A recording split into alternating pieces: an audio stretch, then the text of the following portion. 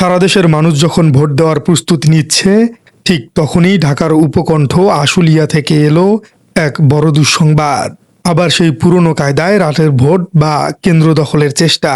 কিন্তু এবার আর রক্ষা হয়নি। রাতের আধারেই গর্জে উঠেছে সেনাবাহিনী। ঘড়ির কাঁটায় তখন রাত 12:30। সাধারণ মানুষ যখন ঘুমের প্রস্তুতি নিচ্ছে, তখন আশুলিয়ার ধামসোনা ইউনিয়নে চলছিল এক গভীর ষড়যন্ত্র। অভিযোগ, ভোট শুরুর আগেই কেন্দ্র দখল করে ব্যালট পেপারে সিল মারার প্রস্তুতি। এই প্রস্তুতি নিয়েছিল মূলত বিএনপি, কিন্তু বিধিবাম টহলরত সেনাবাহিনী হাতে নাতে ধরে ফেলেছে তাদের। ঘটনাটি ঘটেছে আশুলিয়ার দুটি অত্যন্ত গুরুত্বপূর্ণ ভোট কেন্দ্রে, Natunnagar new model school and college এবং নলাম ভোট কেন্দ্রে। গোপন সংবাদের ভিত্তিতে সেনাবাহিনীর একটি টহলরত দল জানতে পারে যে সেখানে একদল লোক জড়ো হয়েছে কেন্দ্র দখলের উদ্দেশ্যে। সেনাবাহিনী কালক্ষেপণ করেনি, অনেকটা সিনেমার স্টাইলে তারা চারপাশ থেকে কেন্দ্র দুটি ঘিরে ফেলে। এরপর ধামসোনা ইউনিয়নের 5 নং ও 9 নং ওয়ার্ডে অভিযান চালিয়ে মোট 13 জনকে আটক করা হয়।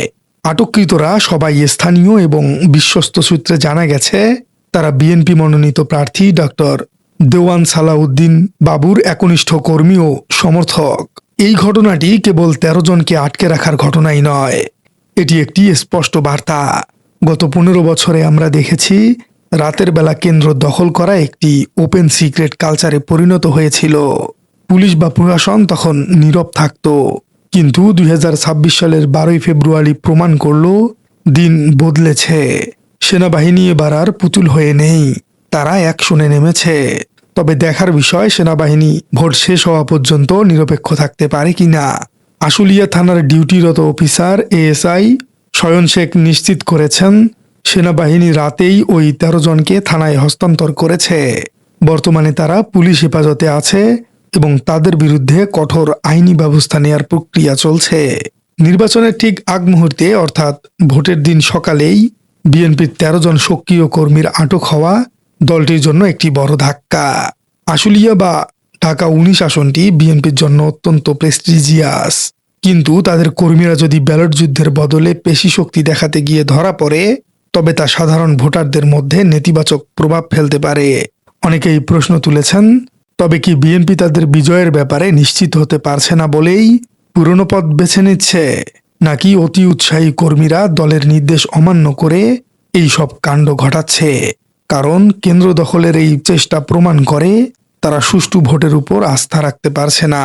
তবে আশার কথা হলো, এই ঘটনার পর আশুলিয়ার নিরাপত্তা ব্যবস্থা আরও জোরদার করা হয়েছে। সাধারণ ভোটাররা যারা সকালে ভোট দিতে যাবেন, তাদের জন্য এটি স্বস্তির খবর।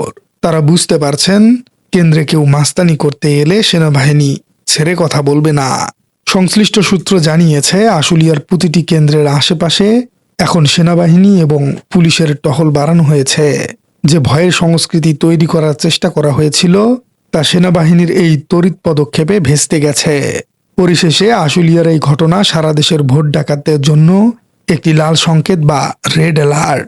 যারা ভাবছেন দিনের আলোয় বা রাতের আধারে কেন্দ্র দখল করে ফলাফল পাল্টে দিবেন, তাদেরকে সাবধান করেছে প্রশাসন।